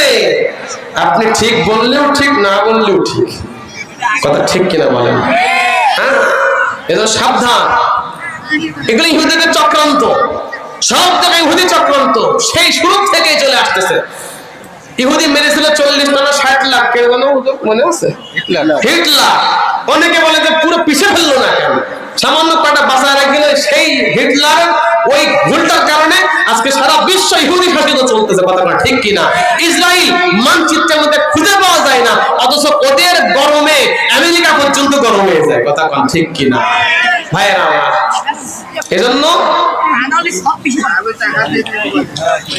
কি জন্য বলতেছি, দুরুদের আমল তো রাজনীতির আলোচনা করবেন না। আমি গল্প করতে যাচ্ছি, আপনারা কেউ কেউ গল্প বলার দরকার নেই, কোরআন থেকে কর। এটা যে কোরআন সংক্রান্ত গল্প হয়, বলা যাবে কি যাবে না বলেন? সেটা নিয়ে আসলে এই রাজনীতির আলোচনা করবেন না ভাই। রাজনীতির আলোচনা কোরআনে আছে না নাই বলেন? কথা কম। চলো, অনেক আয়াত আছে, আমি একটা আয়াত আপনাদেরকে পড়ে শোনাই। আপনি যে নেতা নির্বাচন করবেন, আপনি যার পিছনে স্লোগানটা দিবেন, আপনি কিন্তু মুসলমান, আপনার প্রত্যেকটা কাজই বন্দেগী হওয়া লাগবে। আমাদের দাওয়াতের তাবলীগের মুরব্বিরা বলে মুসলমানের 24 ঘন্টার জিন্দেগি বন্দেগী হওয়া লাগবে, কথা বলেন ঠিক কিনা? আপনার খাওয়াটাও বন্দেগী হওয়া লাগবে, আপনার পেশাব পায়খানাটা বন্দেগী হওয়া লাগবে। শুধু নামাজই বন্দেগী নয়, বিবাহ শাদীও বন্দেগী, আপনার ব্যবসা বাণিজ্য বন্দেগী, আপনার চাকরি বাকরিও বন্দেগী, আপনার হজ রোজা যাকাত সবই বন্দেগী, আপনার হাসিটাও বন্দেগী, আপনার সকালবেলা ঘুম থেকে উঠে ঘুমাতে যাওয়া পর্যন্ত 24টা ঘন্টা যা যা করবেন যদি রাসূলের সুন্নাত তরিকায় হয়, তবে সে পেশাব পায়খানাটাও আল্লাহর কাছে বন্দেগী হয়ে যাবে, কথা ঠিক কিনা বলেন? এই জন্য এই 24 ঘন্টার মধ্যে কিছু সময় রাজনীতির পিছনে ব্যয় হয় না বলেন? রাজনীতি কি বন্দেগীর বাইরে করবেন না বন্দেগী বানাই করবেন? আর কথা কবে না, খুঁটে পড়ে যাচ্ছে। রাজনীতি কি বন্দেগী বানাই করবেন না বন্দেগীর বাইরে করবেন? জোরে কম। জোরে করলে নেতা আবার সে পথ কাটিয়ে দেবে না। যদি বন্দেগী বানাই করতে পারেন তো দুনিয়াতেও সম্মান পাবেন, আখিরাতেও সম্মান পাবেন। আর যদি বন্দেগী না বানাই করেন তো হাসিনা পালাইছে ভারতে মামুদ দেশে, আপনাকে পালানোর জায়গা নাই, চলে যাবে বঙ্গোপসাগরে, কথা ঠিক কিনা বলেন? ঠিক বললেও ঠিক, না বললেও ঠিক, আমি আগে কইছি এটা। কোরআনের রাজনীতির কথা কথায় কথায় আছে, আছে না নাই বলেন? সুতরাং যে নেতা নির্বাচন করবে, নেতাটা আল্লাহওয়ালা হওয়া লাগবে, নেতাটা 5 ওয়াক্ত নামাজি হওয়া লাগবে, নেতাটা আল্লাহ ভীরু হওয়া লাগবে, নেতা কোরআন মোতাবেক দেশ চালাবে, কোরআনের আইনে শাসন করবে, এমন নেতা হওয়া লাগবে। সুতরাং এই স্লোগানের ভিতর থেকে এমন নেতা খুঁজবেন না যেই নেতা কোরআনের নামে ইসলামের নামে অনিসলামিক কর্মকাণ্ড করে বেড়াইতেছে, কথা ঠিক কিনা বলেন? কেন কিয়ামতের ময়দানে আপনাকে শুধু নামাজের প্রশ্ন করা হবে এটাই নয়, আপনাকে রাজনীতির প্রশ্নটা করা হবে। কেমন নেতা নির্বাচন করেছ? আপনি এমন নেতা নির্বাচন করলেন যেই নেতা নামাজ পড়ে না, যেই নেতা চুরি করে, যেই নেতা ডাকাতি করে, যেই নেতা খুন করে, যেই নেতা মাদকাসক্ত, যেই নেতা জনগণের হক ফাঁকি দিয়ে দেয়, যেই নেতা দেশের সম্পদ বিদেশে পাচার করে দেয়, এমন নেতার পিছনে যদি আপনি জেনে শুনে করতে থাকেন, কিয়ামতের ময়দানে এই কর্মীর জন্য আপনাকে প্রশ্ন করা হবে, তখন আপনার কোনো জবাব থাকবে না। মিথ্যা কথা বললে মিথ্যা বলার সুযোগ থাকবে না। দেখেন আল্লাহ কোরআনে বলতেছেন, আল-ইয়াওমা নাখতিমু আলা আফওয়াহিহিম ওয়া তুকাল্লিমুনা আইদিহিম ওয়া তাশহাদু আরজুলুহুম বিমা কানু ইয়াকসিবুন। সুবহানাল্লাহ পড়ে আল্লাহ বলেন সেদিন মিথ্যা কথা বলবা, কোনো সুযোগ থাকবে না। আজকে কোর্টে গেলে মিথ্যা কথা বলে, ধরা পড়ে গেলে মিথ্যা কথা বলে, তুই চুরি করেছিস না আমি চুরি করি নাই। এই সব যখন সাক্ষী পেশ করা হয়, ভিডিও ফুটেজ দেখানো হয়, তখন মাথা নিচু হয়ে যায়। কিয়ামতের ময়দানে কোনো মিথ্যা বলার সুযোগ নাই। যেই জবান দিয়ে মিথ্যা বলবো সেই জবানের পর আল্লাহ তাআলা সিলগালা মেরে দেবে। আল্লাহ নিজে বলেছেন, আল-ইয়াওমা নাখতিমু আলা আফওয়াহিহিম, আমি জবানের পরে সিলগালা করে দেব, ওয়া তুকাল্লিমুনা আইদিহিম, তোমাদের হাত সেদিন কথা বলবে। এখন বলবেন হাত আবার কেমনে কথা কয়? আপনারা উত্তর নিজেরাই দেন। যে আল্লাহ জবান দিয়ে কথা বলাইতে পারে, সেই আল্লাহ এই হাত দিয়ে কথা বলাইতে পারবে কি পারবে না? এই হাত সেদিন কথা বলবে। এই যে শীতকালের বেলায় হাতে আমরা কত লোশন মাখাই, হাতে সাবান দিয়ে ধুই, হাতকে কত রকম আদর আপ্যায়ন করি, কত যত্ন করি, হাতের চামড়া শক্ত হয়ে গেলে নরম করার চেষ্টা করি। আল্লাহ বলেন এই হাতগুলা তোমাদের বিরুদ্ধে কথা বলা শুরু করে দিবে, বলেন নাউযুবিল্লাহ। অন্যটা আল্লাহ বলে তোমাদের চোখ কথা বলবে। অনেক নিচে পানি, হুজুর বলতেছেন এই কূপতলা পেয়েছিলাম কিন্তু পানি তুলবা আমাদের পাত্রও নাই, বলে কেমন হুজুরের পাত্রও পাওয়া যায় না। দাঁড়ান আমি দেখতেছি ওই বাচ্চাটাও হুজুরদেরকে পাশে দাঁড় করা আর কুয়ার পাশ দিয়ে 2-3 পাক মেরেছে আর মুখে মুখে যেন বিড়বিড় করে কি যেন পড়তেছে। হুজুর চিন্তা করলো না জানে কি পড়ে। কিছুক্ষণ পড়ার পরে 3-4 পাক মারার পরে পানির মধ্যে ফু দিয়ে দেয়। মুখের থেকে থুতু নিয়ে একটু থুতু নিক্ষেপ করে দেওয়ার সাথে সাথে আল্লাহ তাআলা পাতালের পানিকে কুয়ার মুখ পর্যন্ত এনে দেয়। সুবহানাল্লাহ বলে। ওই হুজুর বললে বাচ্চি শিগগিরই বলে এইটা তুমি কোত্থেকে পাইলা, এই শক্তি তোমার কোত্থেকে হলো? মেয়েটা বলতেছে হুজুর এটা আমার সিক্রেট ব্যাপার, আমার মা জানে আমি জানি কেউ জানে না। হুজুর বলে না না বাবা আমার কন্যা আমার মেয়েটা মেহেরবানি করে বলো তুমি এটা কোথা থেকে পাইলা। সঙ্গে সঙ্গে ওই হুজুর চাপ দেওয়ার কারণে মেয়েটা বলতে বাধ্য হলো হুজুর আমি একটা গরিব পরিবারের মেয়ে, আমার বাবা আমার মা আমাকে মাঠে পাঠায় দেয় ছাগল গরু চড়ানোর জন্য, এই জন্য ছাগলে ঘাস খায় পাথর খায়। বাংলার জমিনের ছাগলে ঘাস খায়, আরবের ছাগল গুলা অনেক সময় ঘাসও খায়, ওরা পাথরও চেটে চেটে নিজের ক্ষুধা নিবারণ করে। কথা বলেন ঠিক কিনা আমার ভাইয়েরা? মেয়ে বলতেছেন আমার মা বলেছে এই মেয়ে যখন তোমার ছাগল গরু চলে বেড়াবে তখন তুমি সময় নষ্ট করবা না, অন্যদের রাখালি গোলা ঘুরে ফিরে খেলাধুলা করে, তুমি ওদের সাথে সময় নষ্ট করবা না। সময় পাইলে মদিনায় নবীর রওজার পরে বসে বসে দুরূদ পাঠ করতেই থাকবা। আমি আমার মায়ের ওই সবকটা মেনে নিয়েছি। ছোটবেলা থেকে ওই 5 বছর বয়স থেকে যে পড়া শুরু করেছি, এখন আমার বয়স 7-8 বছর হয়ে গেল, এইটা পড়তেই আছি।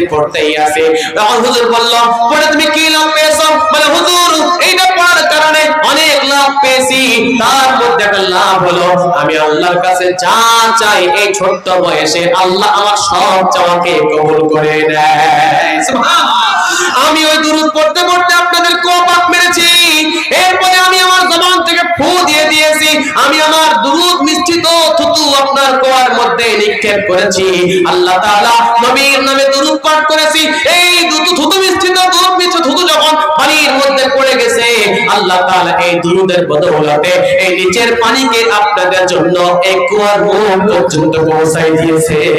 সুবহানাল্লাহ আমার ভাইরা, এজন্য বলতেছি দুরূদটাকে জীবনের সঙ্গিনী বানায় নেন, বেশি বেশি দুরূদ পড়েন, আল্লাহ রাসূলের সঙ্গ পেয়ে যাবেন। নেতার সঙ্গ পাওয়া প্রধানমন্ত্রীর সঙ্গ পাওয়া এটা কোনো বিষয় নয়। যদি স্বপ্নের মধ্যে জীবনে একটা বার যদি আপনি আল্লাহ রাসূলের স্বপ্ন দেখতে পারেন তাহলে আশা করা যায় কামিয়াব হওয়ার জন্য এতটুকুই আল্লাহ যথেষ্ট করে নিতে পারে। কথা ঠিক কিনা বলেন?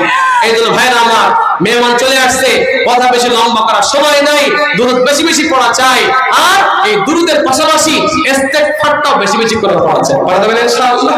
চলতেছেন ফিরতেছেন আস্তাগফিরুল্লাহ, মাঠে আছেন ঘাটে আছেন দোকানে আছেন বেচা কিনা নাই বসে বসে আস্তাগফিরুল্লাহ আস্তাগফিরুল্লাহ। আরে সাইকেল চালাইতেছেন দুরূদের যে কথাটা বলে দিয়েছিলাম ইস্তেগফারটাও করেন। এই জন্য কিতাবের মধ্যে পাওয়া যায় যে বেশি বেশি ইস্তেগফার করে আল্লাহর কাছে আল্লাহ তাআলা তাকে অনেকগুলো নিয়ামত দান করেন। তার মধ্যে একটা নিয়ামত হলো আল্লাহ তাকে মুস্তাজাব দাওয়ার দৌলত তাকে দান করে দেয়। সুবহানাল্লাহ। ইমাম আহমদ বিন হাম্বল রাহমাতুল্লাহ আলাইহি উনি যুগশ্রেষ্ঠ একজন আলেম ছিলেন। ওনার কাছে যেই হাদিস আসতো উনি সঙ্গে সঙ্গে সংগ্রহ করতেন। আমাদের পৃথিবীতে 4টা বড় মাযহাব চলে, একটা হলো হানাফি মাযহাব, আমরা যে মাযহাবে অনুসরণ করি, কথা বলেন ঠিক কিনা? আমরা কোন মাযহাবের অনুসারী? হানাফি মাযহাব। কথা বলেন না কেন? কোন মাযহাব? হানাফি মাযহাব। আর একটা মাযহাব আমাদের শাফি মাযহাব, আর একটা হলো মালিকি মাযহাব, আর একটা হলো হাম্বলি মাযহাব। এই বড় 4টা মাযহাব ছাড়া আর ছোট ছোট অনেক মাযহাব আছে। এই 4টা মাযহাবের একটা মাযহাব প্রবর্তক হলো ইমাম আহমদ বিন হাম্বল রাহমাতুল্লাহি আলাইহি। উনি এত সুন্দর করে হাদিস সংগ্রহ করতেন, লক্ষ লক্ষ হাদিস উনার মুখস্থ, যেখানে শুনতে ওখানে রাসূলের হাদিস পাওয়া যায়, দেশে হোক গ্রাম হোক, এই দেশে হোক আর সেই দেশে হোক, দৌড়ায় চলে যেতেন হাদিস সংগ্রহ করার জন্য, সঙ্গে সঙ্গে চলে যাইতেন। একটা কিতাব আছে ওনার, বুখারী মুসলিম সবথেকে দামি কিতাব। ওনার কিতাবে যেই পরিমাণ হাদিস আছে বুখারী মুসলিমের মধ্যেও নাই। ওনার কিতাবের নাম হলো মুসনাদ আহমদ। আরে মুসনাদ আহমদ বিন হাম্বল রাহমাতুল্লাহ আলাইহি 40,000-এরও বেশি হাদিস এই কিতাবের মধ্যে আছে। এত বড় যুগ শ্রেষ্ঠ একজন আলেম, উনি যাচ্ছেন এক দেশের মধ্যে হাদিস সংগ্রহ করার জন্য। পথের মধ্যে শীতের রাত এক মসজিদের মধ্যে নামাজ পড়েছেন, নামাজ পড়ে মাগরিব পড়েছেন, এসা পর্যন্ত বসে বসে এশার নামাজ পড়ে চিন্তা করতেছেন রাতে বেলায় কঠিন ঠান্ডা বাইরে পড়তেছে, এখন কারোর ঘর নাই, বাড়ি পরিচিত নাই, কোন শীতের মধ্যে কোথায় যাব, এই মসজিদে রাতটা কাটাই দিই। এরপরে তিনি বসে বসে কিতাব মুতালা করতেছেন। হঠাৎ করে মসজিদের মধ্যে যে মুয়াজ্জিন বা পাহারাদার এসে বলে, হুজুর বের হন, মসজিদ তালা মেরে দেব। হুজুর বলে, আমি মসজিদের মুসল্লি বলতেছি, আমি ঈশান নামাজ পড়েছি, ফজরের মুসল্লি আমি, আমাকে থাকতে দেন। হুজুরকে চিনতে পারে নাই, এত বড় যুগশ্রেষ্ঠ বুজুর্গ, চিনতে না পারার কারণে হুজুরকে বের করে দিলেন। কোনো উপায় নাই, তালা মেরে দিল।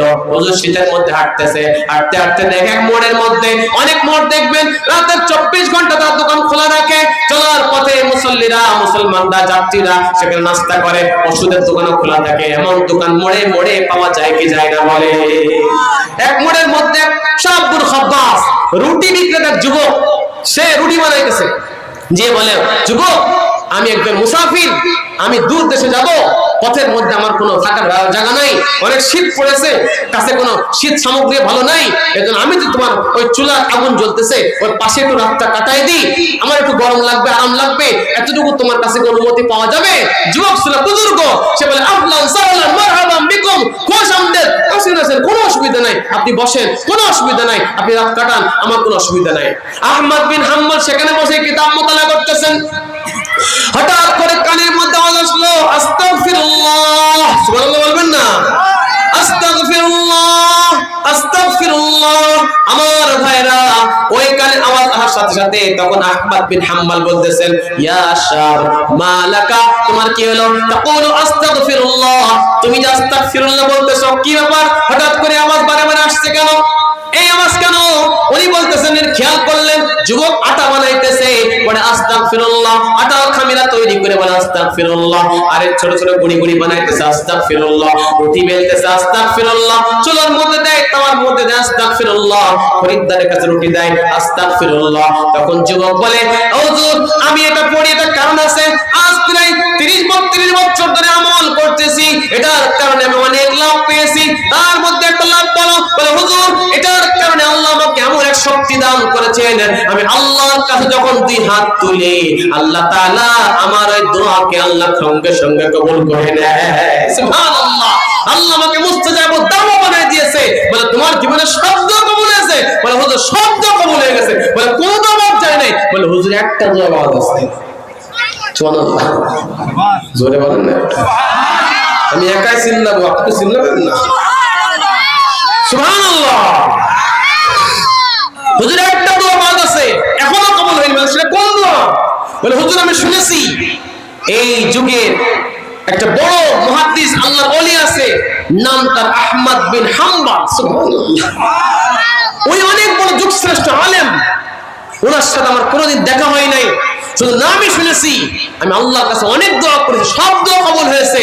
আমার কাছে আল্লাহর কাছে এই দোয়াটাও ছিল, আল্লাহ ওই যুগশ্রেষ্ঠ আলেমের সাথে আমার একটু মুলাকাত করায় দাও, আমি তার সাক্ষাৎ পাইলে তার কপালে চুম্বন দেব, তার হাতে মুসাফা করে তাদের কাঁধ মিলিয়ে আমার মনের তৃষ্ণা নিবারণ করতে চাই। হুজুর এই দোয়া করতেই আসি, কিন্তু আল্লাহ সব দোয়া কবুল করেছে, কিন্তু এই দোয়াটি এখনো কবুল হয় নাই। সুবহানাল্লাহ।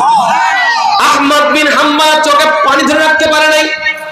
আহমদ বিন হাম্বল বলে, যুবক তোমার আর দেশ দেশান্তর সফর করার দরকার নাই, লক্ষ লক্ষ টাকা খরচ করে এই দেশ থেকে সেই দেশে পাড়ি দিয়ে আহমদ বিন হাম্বলকে খোঁজার দরকার নাই, তোমার ব্যবসা নষ্ট করে দোকান বন্ধ করার দরকার নাই। আল্লাহ তোমার এই দোয়াটাও কবুল করে নিয়েছেন। আহমদ বিন হাম্বলকে তার কাছে তোমাকে যাওয়ার দরকার নাই, তোমার দোয়া কবুল করে আল্লাহ তাআলা তোমাকে তার কাছে পাঠিয়ে দিয়েছে। আহমদ বিন হাম্বল মুহাদ্দিসুল আসর, আমি সেই আহমদ বিন হাম্বল যুগশ্রেষ্ঠ মুহাদ্দিস বলার সাথে সাথে যুবক ভাজা করে ধরে কপালে চুম্বন খেয়ে মুসাফা করে কোলাকুলি করে বলে, হুজুর আল্লাহ তাআলা আমার জীবনের এই শেষ দোয়াটাও কবুল করে নিয়েছে এই ইস্তেগফারের কারণে। সুবহানাল্লাহ বলে।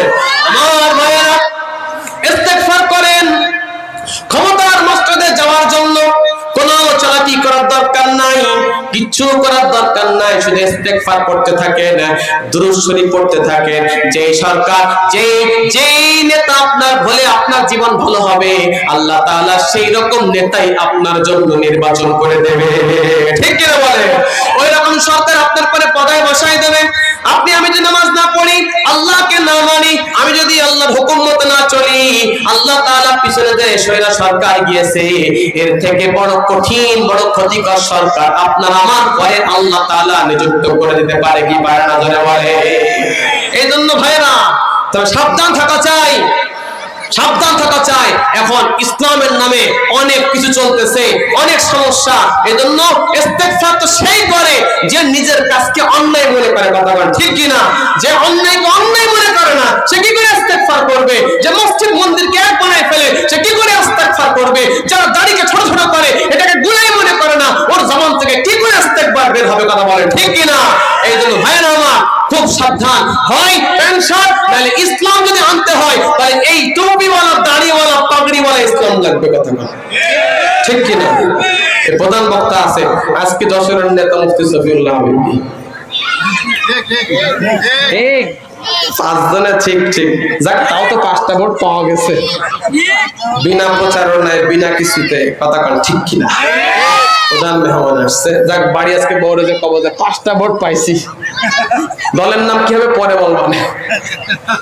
মেহমান চলে আসছে, ভাই আমি আপনাদের এলাকারই সন্তান, এই পাশে বারান্দি পাড়ে ইমামতি করি, হ্যাঁ, এই জন্য দুনিয়া অল্প কয়েকদিনের আছে, সামান্য সময় আমল বাড়ান, জান্নাত কামাই করেন। ওইখানকার নেতা, ওইখানকার ক্ষমতা আল্লাহ আপনাকে দিয়ে দিক, দোয়া করি।